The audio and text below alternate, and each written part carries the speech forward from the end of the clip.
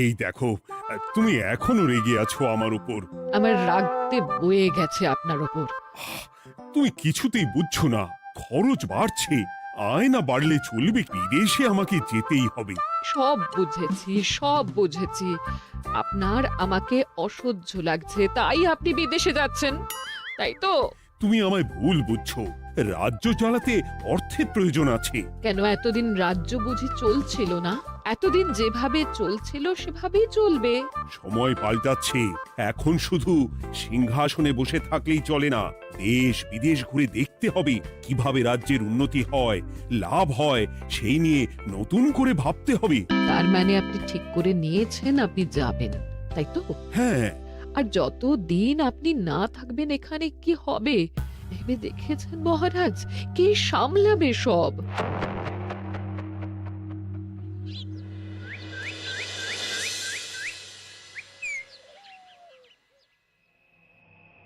চিঠি?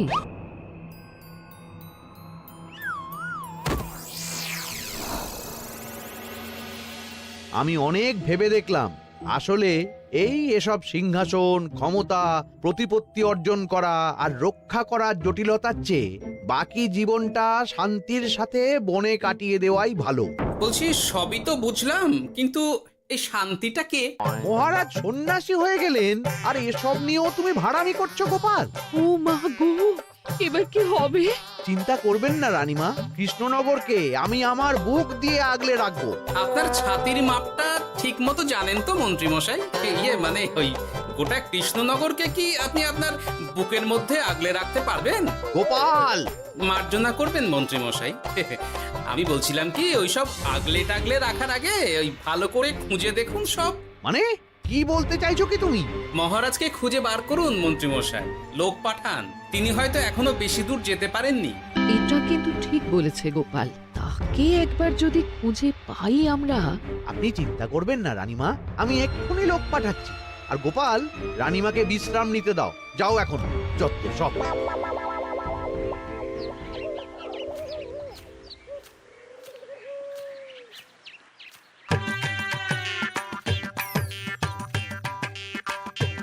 কই গো, গেলে কই? এক ঘটি জল দাও দেখি। ওই জলই খেতে হবে, শুধু জল। ঘরে এক দানাও চাল নেই। বাজারে না গেলে আজ হরি মটর।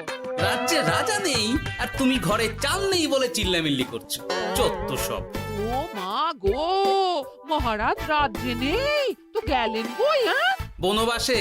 সে কি গো, এবার কি হবে তাহলে? কপালে যা লেখা আছে তাই হবে, আর কি। এই তোমার চাকরিখানা থাকবে তো? না থাকলে বাটি হাতে বেরোবো, চিন্তা কি?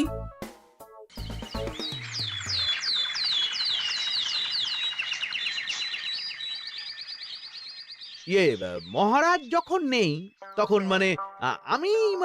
আমি যখন এ রাজ্যের মহামন্ত্রী, তখন আমি এত মানে করার কি আছে মন্ত্রী মশাই? মহারাজ নেই তো কি হয়েছে, রানীমা তো আছেন। আমরা তার কথা মতোই চলব। গোপাল একদম উচিত কথা বলেছে। হ্যাঁ হ্যাঁ, আমিও তো তাই বলছিলাম। মহারাজ যখন নেই তখন রানীমার নির্দেশ মতোই তো আমাদের সামলাতে হবে সব। কতদিন আর আগলাবে গোপাল? আজ নয় কাল এই শর্মাকেই বসতে হবে এই সিংহাসনে। যতদিন পারি ততদিন তো চেষ্টা করতেই হবে মন্ত্রী মশাই। আপনি যদি চলেন ডালে ডালে, আমি চলি পাতায় পাতায়। রাজা মশাই আছেন? আমি অনেক দূর থেকে আসছি।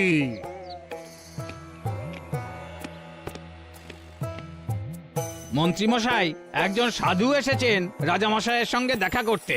বলছেন অনেক দূর থেকে এসেছেন। জানো না মহারাজ এখন নেই? যাও, চলে যেতে বলো ওকে। মহারাজ নিরুদ্দেশ।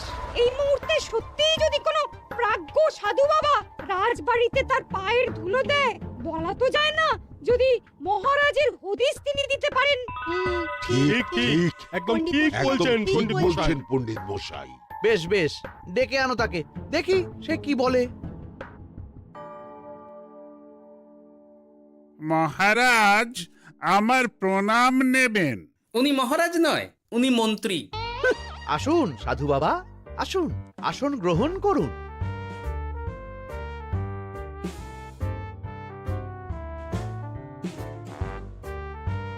কি করলেন সাধু বাবা? এটা তো মহারাজের সিংহাসন। আপনার জন্য আমি অন্য আসনের ব্যবস্থা করে দিচ্ছি, আপনি বরং সেখানে বসুন। ওহ, রাজাই যখন নেই তখন তার সিংহাসনে বসতে ক্ষতি কি? আপনি কি করে জানলেন মহারাজ নেই? বুঝলে না, সাধু বাবা যে অন্তর্যামী গোপাল। এবার কি হবে?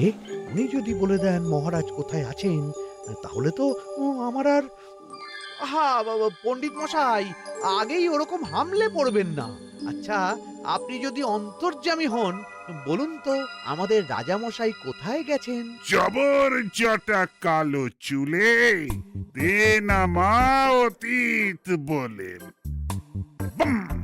মহারাজ বনবাসে গেছেন। এটা যখন বলেছেন সাধু বাবা, তাহলে মহারাজ এখন কোথায় আছেন সেটাও নিশ্চয়ই আপনি বলে দিতে পারবেন। গোপাল, সব বিষয়ে নাক গলিও না তো তুমি। ঠিক ঠিক আছে, রাজা মশাইকে নিয়ে চিন্তা হওয়া তো খুবই স্বাভাবিক, কিন্তু গোপাল, রাজা মশাই বনবাসে গেছেন, তাকে আর সংসার মায়ায় বাঁধা ঠিক কাজ হবে না। এ আপনি কি বলছেন সাধু বাবা? মহারাজ না থাকলে রাজ্য চলবে কেমন করে? নতুন রাজা নির্বাচন করতে হবে। এই তো খেলা জমে গেছে, একে দিয়েই কাজ হবে মনে হচ্ছে। সাধু বাবা, এসব নিয়ে নয় পরে আলোচনা করা যাবে। এই কে আছো? সাধু বাবার পা ধুইয়ে দাও ভালো করে। না, বিষয়টা ঠিক সুবিধের মনে হচ্ছে না। আহা মন্ত্রী, করেছ কি? আমি সাধু মানুষ, এত খেতে পারি কি? ও বললে হবে না সাধু বাবা, আপনার জন্য নিজে দাঁড়িয়ে থেকে মহারাজের খাস হালুই করকে দিয়ে রাঁধিয়েছি সব। দেখুন না একটু, অমৃত অমৃত। বেশ বেশ, এত করে বলছো যখন, বাহ বাহ, চমৎকার চমৎকার। আমি জানি তো যে এমন খাবার আপনি আগে কখনো খাননি।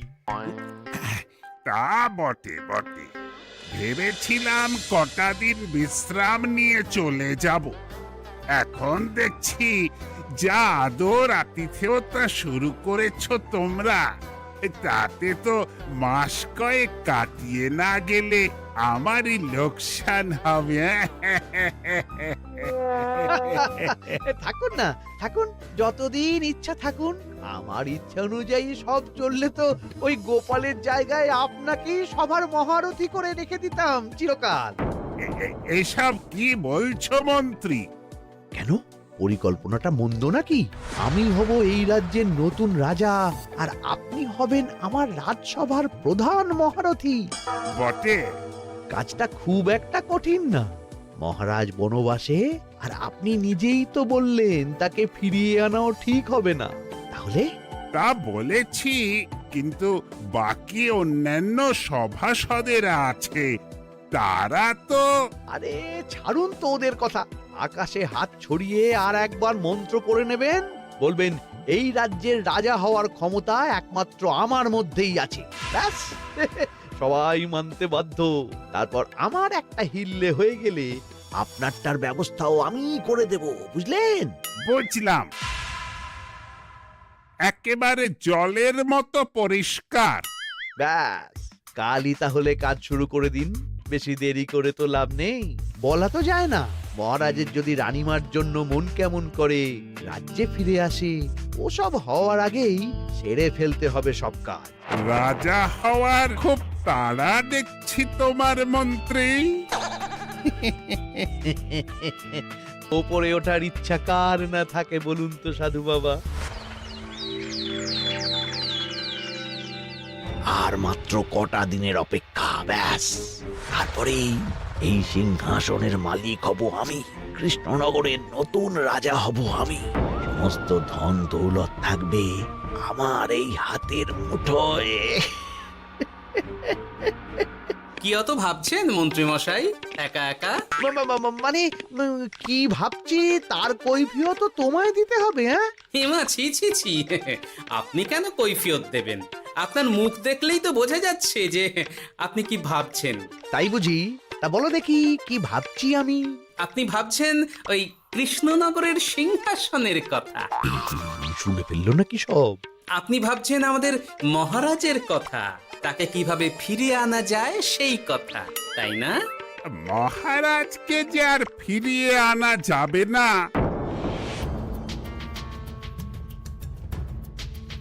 সে কথা তো আগেই বলেছি। তাই যদি হয় সাধু বাবা, আপনি এর একটা কিছু বিহিত করুন, না হলে রাজা ছাড়া রাজ্য। ঠিক বলেছ, রাজা রাজ্য, নুন ছাড়া তরকারি, আলো ছাড়া দিন, জল ছাড়া জীবনের মতো। তাই যত দ্রুত সম্ভব নতুন রাজা নিয়োগ করা দরকার। কিন্তু এ বিষয়ে সিদ্ধান্ত নেওয়ার আগে রানীমার সাথে কথা বলা জরুরি। তার চেয়েও জরুরি একটা কাজ আগে করা দরকার। কিসের কথা বলছেন মন্ত্রী মশাই? গোপালের বহিষ্কার। এ আপনি কি বলছেন মন্ত্রী মশাই? একে রাজা মশাই, তার মধ্যে গোপালের মতো বিচক্ষণ মানুষকে রাজসভা থেকে বহিষ্কার করলে তো রাজ্যেরই ক্ষতি। এটাই হচ্ছে সমস্যা। এই কক্ষে যার যেটা কাজ নয় সে সেটা নিয়ে বেশি চিন্তিত। তুমি বিজ্ঞানী, তুমি বিজ্ঞানে মন দাও, রাজকাজ আমার দায়িত্ব। তাহলে এরকম সিদ্ধান্ত নেওয়ার আগে সবার সাথে আলোচনা করা দরকার। কোনো দরকার নেই, আমি যা বলেছি তাই হবে। রাজ্যের ব্যয়ভার বাড়ছে, এই মুহূর্তে কোনো ভাঁড়কে অযথা বেতন দিয়ে পোষার কোনো মানে হয় না। তাই গোপালেরও কাল থেকে রাজসভায় আসার কোনো দরকার নেই। সবই আমি বুঝতে পারছি মন্ত্রী মশাই। বেশ, আপনি যখন বলছেন, এই আমার শেষ দিন রাজসভায়, চলি সবাই, ভালো থাকবেন।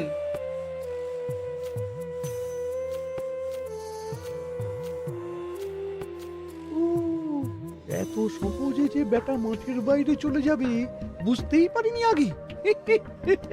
এবার আমার আর সিংহাসনের মাঝে নেই কোনো বাধা, নেই কোনো কাটা। তুমি চিন্তা করো না, আমি নিজে মন্ত্রীর সাথে কথা বলবো। না না রানীমা, সেসবের দরকার নেই। মহারাজ ছাড়া রাজবাড়ি শূন্য শূন্য লাগে, আমারও মন লাগছে না এখানে। বেশ, যা ভালো বোঝো তাই করো, তবে ডাকলে এসো কিন্তু। হ্যাঁ রানীমা, নিশ্চয়ই আসবো। এখন আমি চলি। যাক, এই কদিনে মাথাটা খেলানোর সময় পাওয়া যাবে একটু, না হলে কেমন যেন গুলিয়ে যাচ্ছে সব। কি যে বলো গোপাল দাদা, এই শেষ দুটো শাঁখের আটি নিয়েও দরদাম করবে তুমি? ওরে, আমি বেকার মানুষ, দরদাম না করে উপায় আছে আমার? হ্যাঁ শোনো শোনো শোনো, মহারাজ কৃষ্ণচন্দ্রের অবর্তমানে কৃষ্ণনগরে নতুন রাজা হিসেবে নির্বাচিত হবেন রাজ্যের মহামন্ত্রী। সেই শুভানুষ্ঠানে রাজবাড়িতে আমন্ত্রণ রইল। এসব কি হচ্ছে বলো তো গোপাল দাদা? ভেতরের খবর আছে নাকি কিছু? না গো ভাই, তুমিও যা জানো আমিও ততটুকুই জানি। ও গোপাল দাদা, ব্যাপার কি? এ সময় এখানে কি চাই? রানীমার জরুরি তলব, এখনই ওই রাজবাড়ি যেতে হবে তোমাকে। কিন্তু আমার যে বাজার হয়নি এখনো। আরে ওসব বাজার টাজার পরে হবে, তুমি এখন আমার সাথে চলো তো। মন্ত্রীকে আমি বিশ্বাস করেছিলাম, ও যে এইভাবে বিশ্বাসের সুযোগ নেবে আমি একদম বুঝতে পারিনি।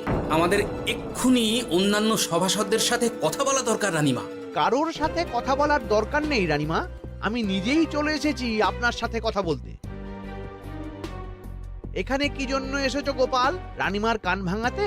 বাহ, আপনি সবার মাথা মুড়িয়ে সিংহাসন কবজা করতে পারেন, আর আমি রানীমাকে সেই সত্যি কথা জানাতে পারি না? চুপ! ভুলে যেও না, আমি কৃষ্ণনগরের হবু রাজা। মুখ সামলে কথা বলবে আমার সাথে। এসব কি হচ্ছে মন্ত্রী মশাই? রাজা মশাই নেই, সেই সুবাদে এ কি শুরু করেছেন আপনি? আমায় আপনি ভুল বুঝবেন না রানীমা, আমার হয়ে যা বলার সাধু বাবাই আপনাকে বুঝিয়ে বলবে সব। উনি আর কি বোঝাবেন? কতদিন এসেছেন উনি, কি জানেন এই রাজ্যের বিষয়ে? সাধনা মা, সবই সাধনা। সাধনার জোর থাকলে সবকিছুই জানা যায়। ভূত ভবিষ্যৎ অতীত সব। সেই জোর থেকেই বলছি মা, মন্ত্রীর কপালে আমি জ্যোতি দেখতে পাচ্ছি। মন্ত্রী যদি রাজ্যের রাজা হয়, এ রাজ্যের উন্নতি কেউ ঠেকিয়ে রাখতে পারবে না। আপনাদের একটা কথাও বিশ্বাস করি না আমি, এসব আপনাদের ষড়যন্ত্র। এ আপনি ভুল করছেন রানীমা। যা হোক, যে কথা আমি বলতে এসেছি, রাজা যখন আমি হচ্ছি তখন তো আমাকে এই প্রাসাদেই থাকতে হবে, ফলে আমার স্ত্রীকেও এখানে এসেই থাকতে হবে। সে তো আর একা থাকতে পারবে না। তাই আপনি যদি এই ঘরটা ছেড়ে দিতেন। কিন্তু মন্ত্রীমশাই, তুমি কি বলছো মন্ত্রী? এখানে না থাকলে রানীমা থাকবেন কোথায়? আর আমি তো এমন কোনো বিধান দিইনি যে রানীমাকে অন্যত্র পাঠাতে হবে। সবকিছুর জন্য তো আপনার বিধান দরকার নেই সাধু বাবা, এ আমার নিজের বিধান। আমি রাজা হব, আমার স্ত্রী রানী হবে, তারও তো অধিকার আছে রানীর মতো থাকার, রানীর মহলে থাকার। আপনার ব্যবস্থা আমি অন্যত্র করে দেব রানীমা, আপনি কিচ্ছু ভাববেন না। হাজার হোক আপনি আমাদের প্রাক্তন মহারাজের স্ত্রী বলে কথা। কি বলো গোপাল? আমার মনটা আসলে অনেক অনেক বড়, তোমরা খালি দেখতে পাও না সেটা। কাজটা কি আপনি ঠিক করলেন মন্ত্রীমশাই? শোনো গোপাল, আমাকে ঠিক ভুল বোঝাতে এসো না তুমি, বরং কাল সময় মতো চলে এসো। কৃষ্ণনগরের নতুন রাজার রাজ্যাভিষেকের জন্য মহাভোজের আয়োজন হবে। যতদিন পাচ্ছ খেয়ে নাও পেট ভরে।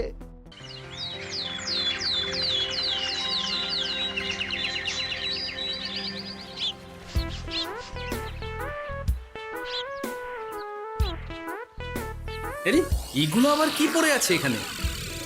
কি এ তো মহারাজের পোশাক, এখানে এসব কি করে এলো? তাহলে কি মহারাজ? না না না, হিসেবটা কেমন যেন ওলট পালট হয়ে যাচ্ছে। সময় তো হয়ে গেল, নতুন মহারাজকে ডাকুন এবার। এসে গেছি, এসে গেছি। আসুন মন্ত্রী মশাই, আসুন। মুকুট নিয়ে দাঁড়িয়ে আছি আপনার মাথায় পরাবো বলে। সাধু বাবা, এবার মহারাজ বলা অভ্যাস করুন। মহারাজ। মহারাজের হদিশ পাওয়া গেছে মন্ত্রীমশাই, মহারাজের হদিশ পাওয়া গেছে। এই কি স্বপ্ন এসে কথা? মহারাজের হদিশ পাওয়া গেছে মানে কোথায় মহারাজ? না না, মহারাজ না, মহারাজের পোশাক পরে আছে পুকুরের ধারে। আমার মনে হয় তিনি ওই পুকুরে ডুব দিয়ে নিরুদ্দেশ হয়ে গেছেন। ও তাই বলো? তা বেশ তো, প্রাক্তন রাজার জন্য না হয় কিছুক্ষণ নীরবতা পালন করে নেব আমরা, ব্যাস। এ আপনি কি বলছেন মন্ত্রী মশাই? মহারাজ সত্যি ওই পুকুরে ডুব দিয়েছেন কিনা সেটা তো তুলিয়ে দেখা দরকার একবার। সেসব হবে আমি রাজা হওয়ার পর। নিন সাধু বাবা, মুকুট পরান। কিন্তু মন্ত্রীমশাই, আরো একটা দুঃসংবাদ আছে যে। ও আবার কিসের দুঃসংবাদ? মহারাজ যে পুকুরে ডুব দিয়েছেন সেই কথা বলতেই রানীমা অজ্ঞান হয়ে গেছে। তুমি যে কি করো না গোপাল, শুভ সময়ে অশুভ একটা সংবাদ দিয়ে দিলে তো সব বরবাদ করে। এই কে আছো? গ্রেপ্তার করো গোপালকে। তার আগে তোমায় গ্রেপ্তার করা হবে। এত বড় সাহস তোমার? হবু রাজাকে গ্রেপ্তার করার কথা বলো তুমি? আজ তোমার একদিন কি আমার একদিন।